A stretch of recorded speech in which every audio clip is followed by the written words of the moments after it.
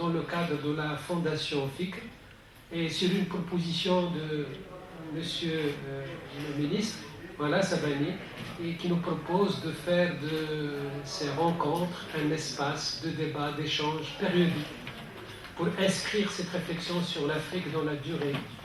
Et je crois qu'on ne peut pas relever le défi auquel l'Afrique est confrontée sans qu'il y ait en permanence un échange de ce genre et de cette intensité et de cette densité. À vous la parole, Monsieur le ministre. Merci beaucoup.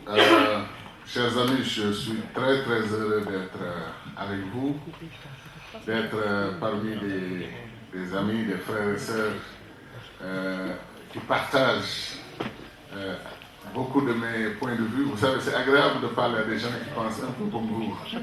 Et c'est un peu plus complexe quand on parle à des gens qui ont une autre vision de l'histoire. Ça fait partie de la vie, les contradictions.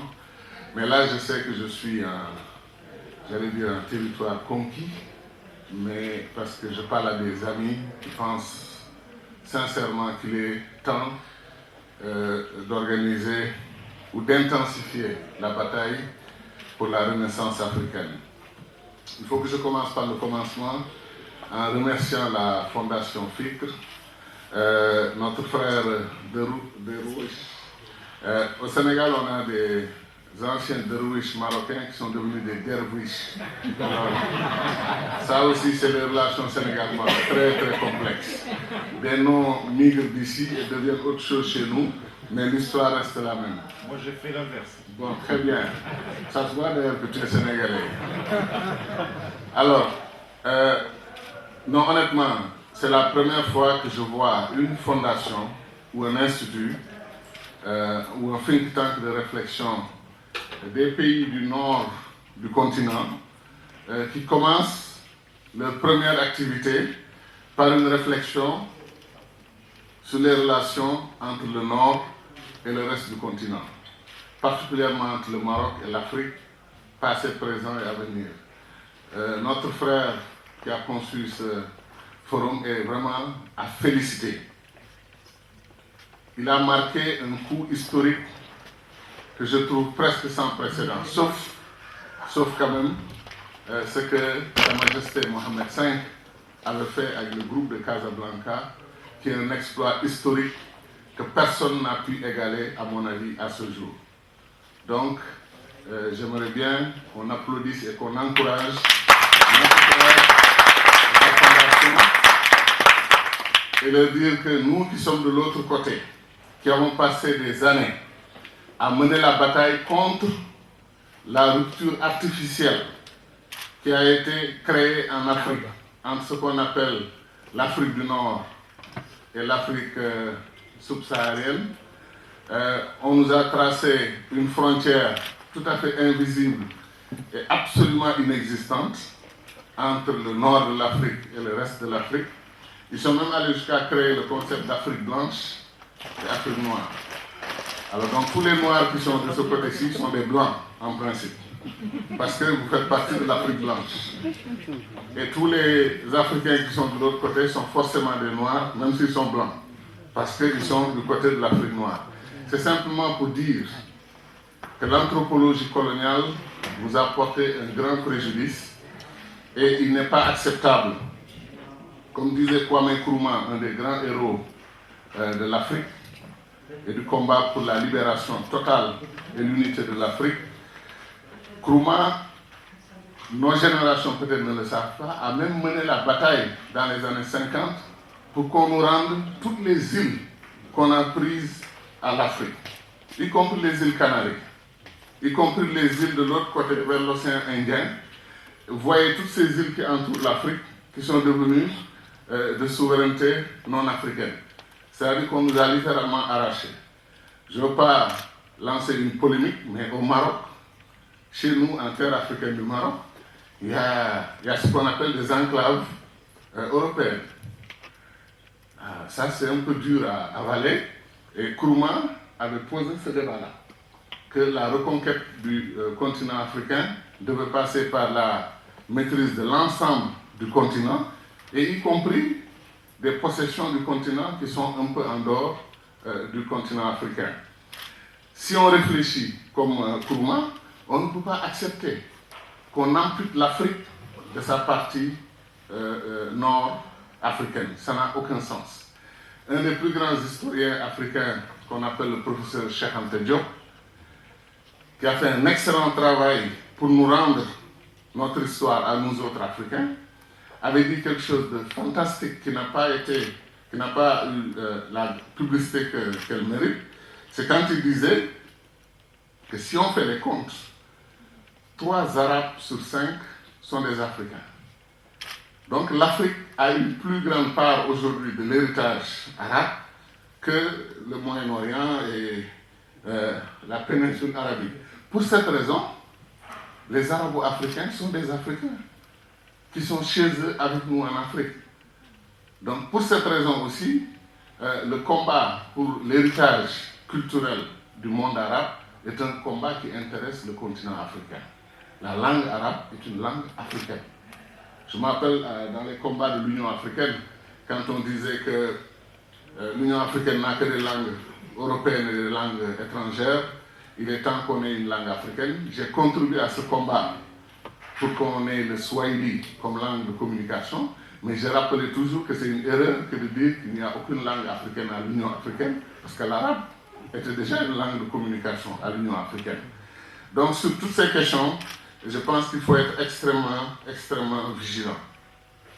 Le Maroc, en dehors de l'Union africaine, voilà un combat que tous les amis du Maroc, tous les patriotes africains doivent mener dans le cadre du combat global pour que soit restituée à l'Afrique son identité première, qui est d'être un très grand continent qui va du nord au sud, de l'est à l'ouest, au centre. Il est inacceptable que le Maroc soit en dehors de l'Union africaine. Absolument inacceptable. Maintenant, le problème, c'est comment on mène le combat pour que le siège du Maroc qui a été usurpé soit rendu au Maroc. Mais je sais qu'on ne fera jamais un joli paquet, un joli cadeau pour venir déposer le siège devant la porte du Maroc. Il faut bien que le Maroc vienne chercher son siège aussi. Ça aussi, c'est un des combats que nous menons avec nos amis marocains depuis un certain nombre d'années. Alors, j'ai fait un titre que malheureusement on n'aura pas le temps de développer comme on l'aurait souhaité, parce que j'avais fait un titre un peu provocateur, comme à mon habitude. Le Maroc, précurseur de l'unité africaine, face à la problématique de la Renaissance africaine. Donc vous voyez un peu, j'essaie de voir comment recadrer, historiquement parlant, le rôle du Maroc, de leaders africains, comme Nasser, comme Kwame Nkrumah, comme Sékou Touré, comme Modibo Keïta, de grands noms du continent africain, qui se regroupent rapidement, disparus, etc., etc. Et comme je dis, c'est de là qu'est partie la malédiction originelle de la République démocratique du Congo. Depuis ce jour, ce pays n'a pas pu connaître la paix, la stabilité, la tranquillité, la prospérité et le développement. Et c'est extraordinaire de noter que tous les pays africains à qui on a arraché le leader qui a incarné la nation au départ, ces pays sont dans une souffrance énorme. C'est la République centrafricaine, où Barthélemy Boganda, qui est un grand héros de la lutte de libération africaine, qui refusait que son pays aille à l'indépendance sans le Gabon, sans le Congo, sans le Cameroun, parce qu'il voulait qu'il fonde tout de suite le socle des États-Unis d'Afrique. Comme par hasard, son avion a été accidenté et on a retrouvé un corps complètement calciné. Et depuis lors, la Centrafrique est dans une errance et dans une souffrance extraordinaire. Un autre pays, c'est la Guinée-Bissau. On a assassiné Amilcar Cabral, un grand héros africain aussi. Et depuis lors, la Guinée-Bissau est dans une même souffrance. C'est important de le dire, de le rappeler, pour montrer que contrairement à la théorie qui pense que tout est question d'institution, que les leaders n'ont pas de rôle important dans l'histoire, je ne suis pas d'accord. Il y a des leaders qui jouent un rôle important dans l'histoire de leur pays, qui accélèrent l'histoire de leur pays. C'est ce que j'appelle les leaders accélérateurs de l'histoire. Mohamed V a accéléré l'histoire du Maroc. Sa Majesté le roi Hassan II a accéléré l'histoire du Maroc et l'actuel roi Mohamed VI est en train d'accélérer l'histoire du Maroc dans sa relation avec le reste du continent africain. C'est peut-être le seul chef d'État qui fait une tournée annuelle dans le continent, qui amène le secteur privé de son pays pour dire « nous voulons travailler avec vous, échanger nos expériences de développement, nous voulons vous enrichir de ce que nous avons appris et apprendre de ce que vous avez réussi chez vous. » Envoyer les banques marocaines un peu partout dans le continent, pousser la compagnie aérienne marocaine à se déplacer partout dans le continent, autant que faire se peut, et lui-même, Sa Majesté, prendre son bâton de pèlerin régulièrement, faire le tour de l'Afrique et inviter l'Afrique à se constituer en entité économique solidaire. Ça, c'est, je crois honnêtement, le seul chef d'État qui a cette préoccupation aujourd'hui dans le continent, et c'est tout à l'honneur du Maroc. Qu'est-ce qu'on appelle renaissance africaine? Certains disent qu'on ne peut pas renaître. On est une seule fois et puis c'est terminé. C'est quoi cette histoire de renaissance africaine? C'est un très beau concept au fond. Parce que très rapidement, vous vous rappelez que nos amis européens, quand ils ont perdu leur repère, ils ont regardé un peu vers leur passé et ils ont réalisé qu'ils avaient fait de grandes choses dans l'histoire, les civilisations grecques-latines. Ils ont revisité leur passé, leur histoire, et la conséquence a été le siècle des Lumières, le retour des sciences, des grands savants, des connaissances, des grands intellectuels, les révolutions démocratiques, des droits de l'homme, etc. Et l'Europe était en effervescence, l'Europe était en mouvement. Avant cela, l'Europe avait sombré dans une barbarie qui fait que les Européens avaient douté de qui ils étaient et d'où ils venaient. Il a fallu donc refaire ce lien historique avec leur passé, non pas pour se glorifier de leur passé, comme quoi les Grecs, les Latins étaient leurs ancêtres, ça ne règle aucun problème, mais de savoir qu'ils ont été capables de grandeur il y a des milliers d'années, et que donc ils étaient capables encore de grandeur en tant qu'Européens. La Renaissance africaine suit à peu près la même démarche. Nous sommes l'un des rares continents et rares peuples au monde à avoir généré une des plus grandes civilisations de l'histoire, qu'on appelle la civilisation égyptienne.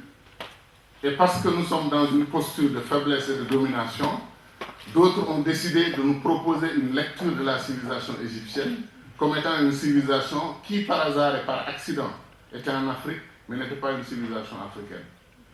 On a pris ces pharaons, on a pris ces belles princesses de l'Égypte, qui ressemblaient tellement aux Africains. Certains d'entre eux ont été littéralement blanchis. C'est-à-dire qu'on a gratté sur leur image, on a même repeint leur image, et certains ont prétendu que les Égyptiens s'étaient trompés de couleur, en se peignant en noir, en marron, en métissé, etc. Ils ont dit qu'ils ont fait des erreurs, c'est les couleurs qu'ils avaient mélangées qui sont transformées après pour les noircir. Et les tresses qu'ils portaient, les tresses africaines, les colliers, tout le comportement africain des Égyptiens, ils ont trouvé que c'était trop bizarre, c'était trop incompréhensible. Je vous jure que j'ai écouté une fois un documentaire aux États-Unis où ils ont décrit les miracles de la civilisation égyptienne, les sciences, la technologie, l'architecture, la médecine, toutes les inventions qui ont été faites dans le continent africain, 2000, 3000, 4000 ans avant Jésus-Christ, et ils ont dit que, visiblement, cela ne peut pas être l'œuvre d'Africains. Et comme à l'époque, l'Europe n'était pas civilisée, parce que je dis toujours que ceux qui disent que la civilisation égyptienne est une excroissance de la civilisation européenne, pour être cohérent, il faut que, il eût fallu, comme aurait dit Senghor, il eût fallu que l'Europe soit civilisée avant d'exporter sa civilisation. Comment on peut quitter la barbarie et venir en Afrique et développer une civilisation? Ça n'avait aucun sens. Donc ils ont conclu que les Égyptiens venaient d'une autre planète. Et quand ça n'a pas marché, ils ont développé une nouvelle théorie. Ils ont dit que les Égyptiens constituent une race qui est éteinte. La race rouge ocre. Vous savez, il n'y a que l'anthropologie coloniale qui est capable de créer des races qui n'existent pas. Les Égyptiens sont de race rouge-ocre, parce qu'ils se peignaient en rouge, ils étaient un peu ocre, etc. C'est de la même manière qu'ils ont créé les peaux rouges. Quand j'ai été aux États-Unis, j'ai cherché partout des peaux rouges, je ne les ai pas vus. C'est ce qu'on appelle les Indiens d'Amérique. De la même manière, quand vous allez en Asie, on vous dit qu'il y a des peaux jaunes. Vous cherchez les peaux jaunes, vous ne les voyez pas. En tout cas, si le jaune a un sens, les êtres humains que je vois sont tous sauf jaunes. Donc, il faut faire très très attention. Et ce que je dis là est extrêmement important. C'est comme ça qu'ils ont rusé avec l'histoire pour déposséder l'Afrique de ses plus grands succès historiques.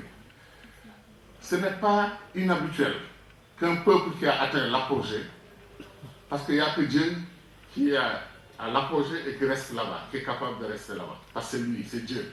Mais les êtres humains, les civilisations humaines, chaque fois que leur destin les a amenés à l'apogée, suit irrémédiablement le déclin.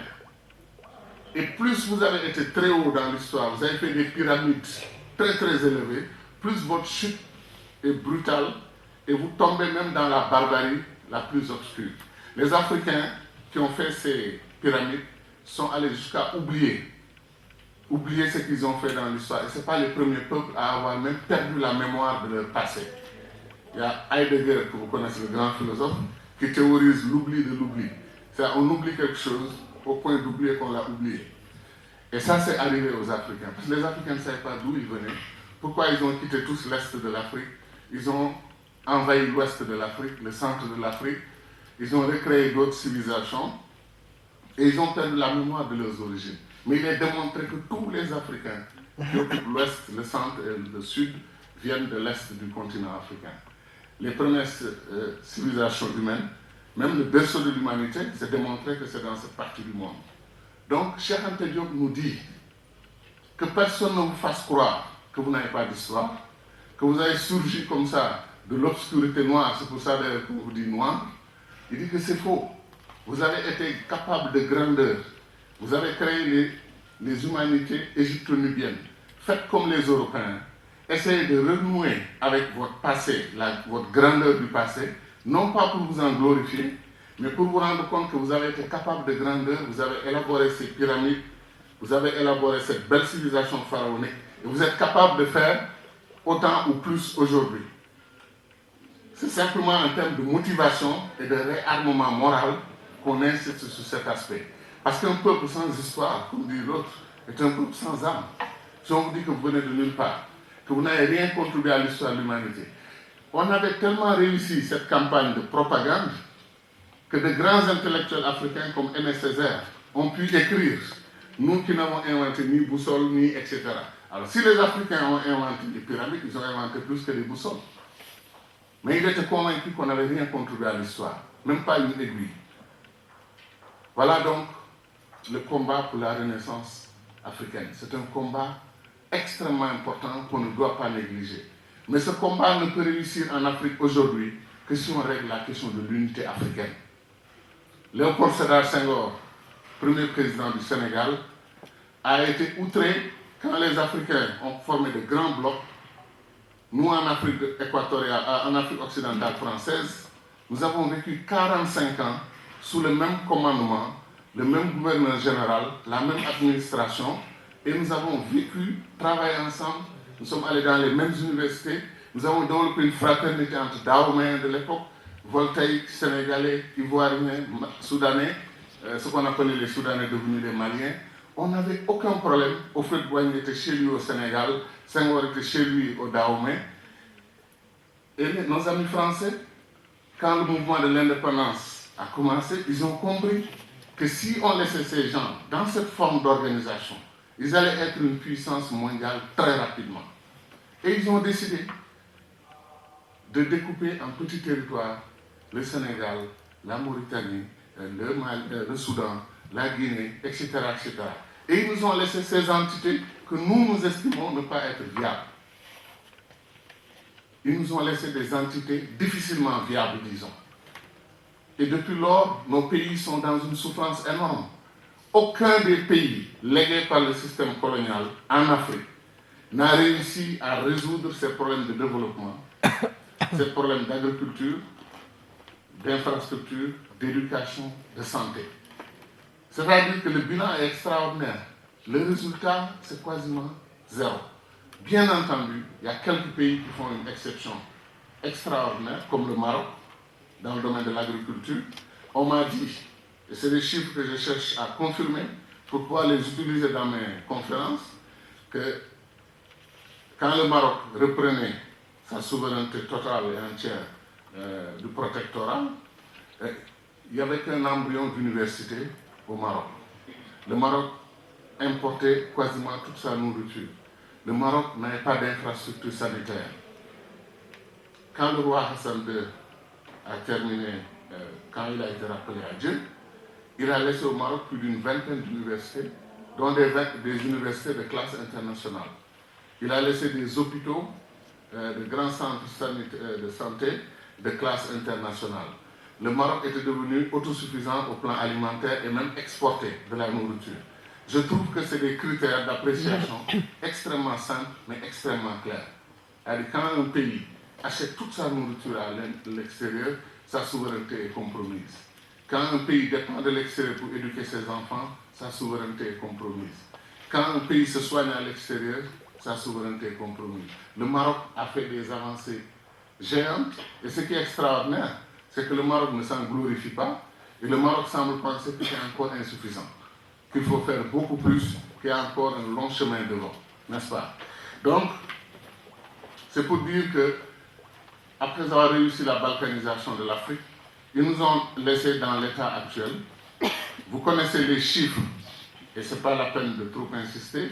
Un pays comme la Corée du Sud avait $80 par tête d'habitant en 1960. Un pays que vous connaissez bien, qui s'appelle le Sénégal, avait $120 de revenus par tête d'habitant, plus que la Corée du Sud. On avait exactement le même PIB, 1,5 milliard de dollars. Corée du Sud, Sénégal. Équivalent, vous pouvez vérifier. La Corée du Sud est à 1000 milliards, le Sénégal est à 14 milliards de PIB. Ils sont à plus de $23 000 par tête d'habitant, nous sommes à $1 300 de revenus par tête d'habitant. Ils ne sont pas meilleurs que nous, ils ne sont pas plus intelligents que nous. À mon avis, la question du leadership a été essentielle. La question des options et de la vision du développement ont été essentielles. Mais aussi, fondamentalement, voilà des pays qui ont fait le développement et l'éducation dans leur propre culture, dans leur propre langue. Les Coréens font la technologie de Samsung en coréen, pas en chinois, pas en japonais, pas en anglais, mais dans leur propre langue. Et ensuite, c'est des pays qui ont un sens de la continuité historique. Des pays comme le Sénégal ont été quasiment la fabrication du système colonial. On a été découpés. Si vous regardez la carte de l'Afrique, une partie du Sénégal ne fait plus partie du Sénégal, qui était autour du fleuve Sénégal, c'est maintenant du côté Mauritanie, ce qui ne change pas grand-chose pour un panafricaniste comme moi. Toutes ces frontières n'ont aucune sorte d'importance. Comme je dis, ma mère est morte, elle ne savait pas si elle était mauritanienne ou sénégalaise. Et ça importait peu pour elle, parce qu'elle était une femme du fleuve. C'est ça qui était important. Et ensuite, vous avez à l'intérieur du Sénégal une entité qu'on appelle la Gambie. Les Britanniques ont tenu, il paraît qu'on leur a même proposé le Gabon pour laisser la Gambie réintégrer le Sénégal. Ils ont refusé. Parce qu'il fallait qu'ils aient un pied autour d'un fleuve. Donc le fleuve Sénégal, c'est les Français, le fleuve Gambie, c'est les Britanniques. Et ensuite les Portugais, bien entendu, étaient en Guinée-Bissau. Et voilà donc qu'un peuple qu'on appelait le peuple de l'Empire du Gabou, Sénégal, Guinée-Bissau, Gambie, se retrouve dans 3 États qui parlent 3 langues différentes. Français, anglais, portugais. Voilà comment, à mon avis, ces pays ont été désavantagés au départ dans le processus de développement. Et aujourd'hui, l'Afrique ne peut rebondir, se réorganiser, avoir une chance dans la compétition moderne du XXIe siècle que si l'Afrique accepte de régler la question de son unité. Remettre en cause les cadres étroits dans lesquels nous avons été emprisonnés. Que peut faire la Gambie? Que peut faire le Sénégal? Que peut faire le Maroc? Demain, devant la Chine comme interlocutrice. Que peut faire chacun de ces pays devant l'Inde, devant le Brésil? Pourquoi se fait-il que seules les grandes entités, les États-Unis d'Amérique, la Chine, l'Inde, le Brésil, et de ces 4 pays, des 3 sont une fédération, et la Chine elle-même est une sorte d'État unitaire, mais qui fédère beaucoup de réalités différentes, et est devenue aujourd'hui la puissance mondiale. L'Afrique morcelée, balkanisée, et une balkanisation qui malheureusement continue dans une forme qui s'accélère aujourd'hui. On veut séparer l'Azawad du Mali. On a déjà séparé le Sud-Soudan du Soudan. On veut séparer la Casamance du Sénégal. On veut séparer le Sahara du Maroc. Et ça, c'est important à dire.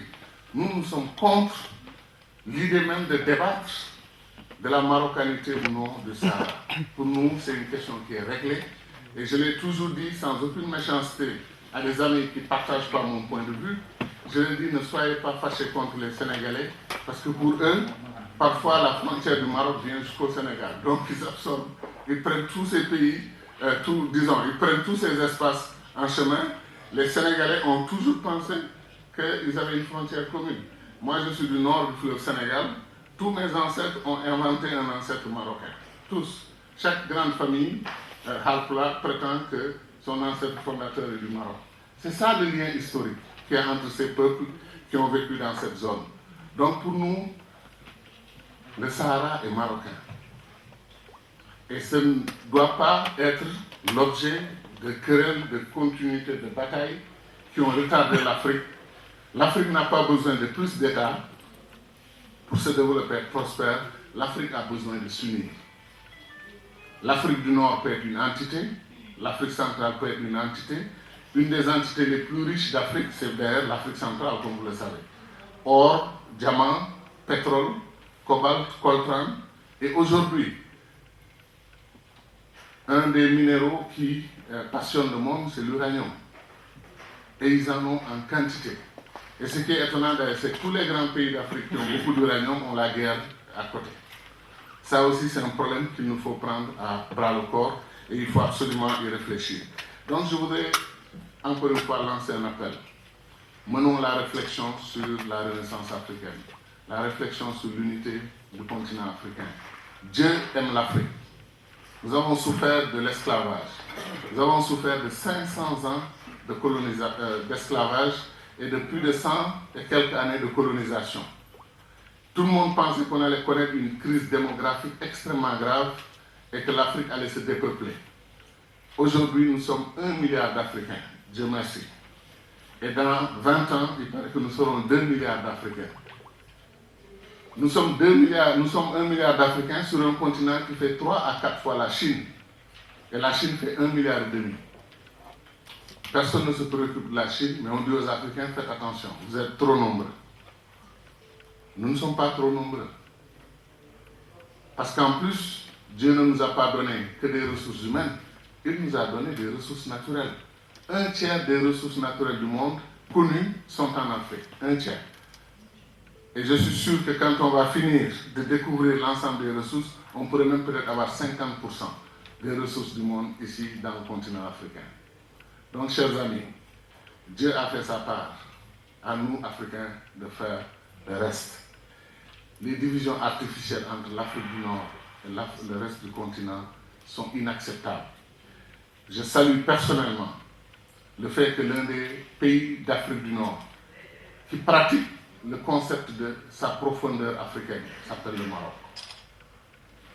Le Maroc pratique sa profondeur africaine. Le Maroc est conscient qu'il n'est Maroc et que son identité marocaine